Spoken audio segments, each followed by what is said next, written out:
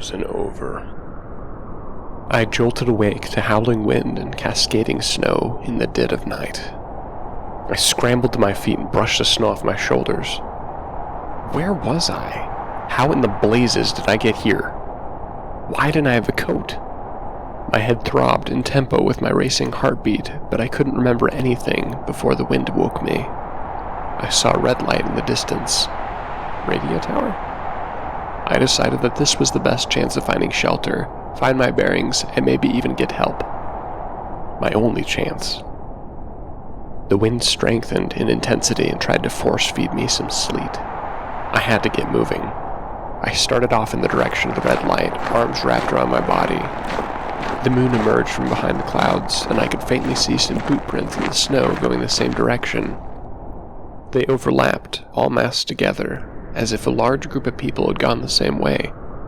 People. I needed someone to help me. Anyone. I quickened my pace.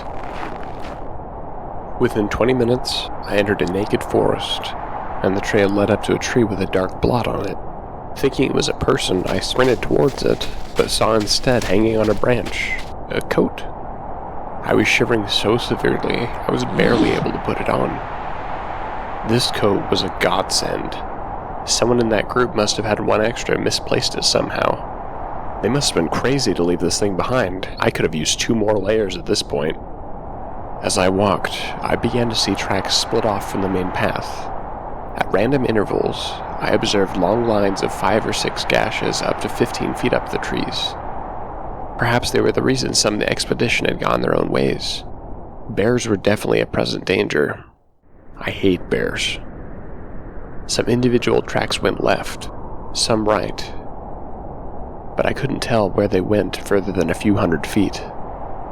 None circled back to the main route. I opted to ignore the prints of the deviants and continue uninterrupted on the straight path. Safety in numbers.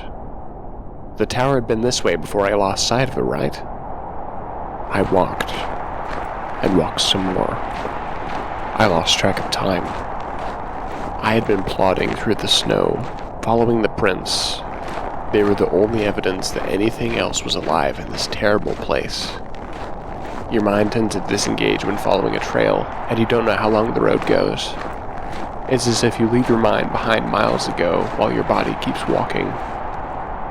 With the start, I saw the prints began to disperse in a rake shape, though still in the general direction of the tower.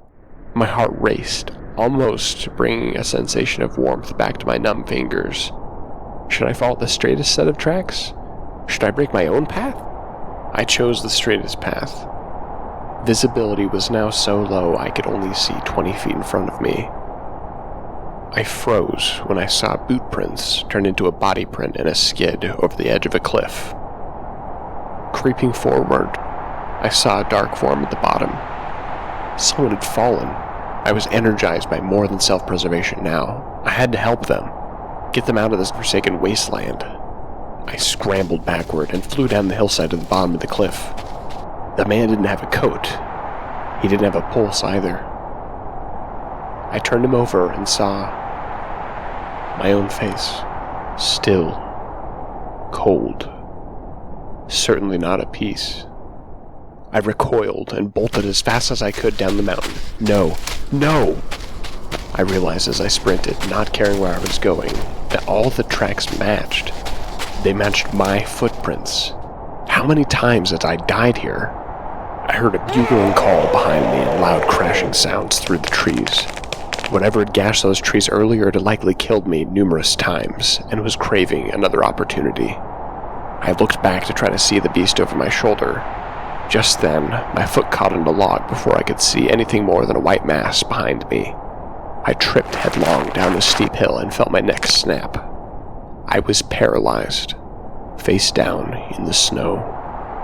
I couldn't breathe. My lungs weren't working. Heavy breathing and crunching footsteps came closer until they could come no closer.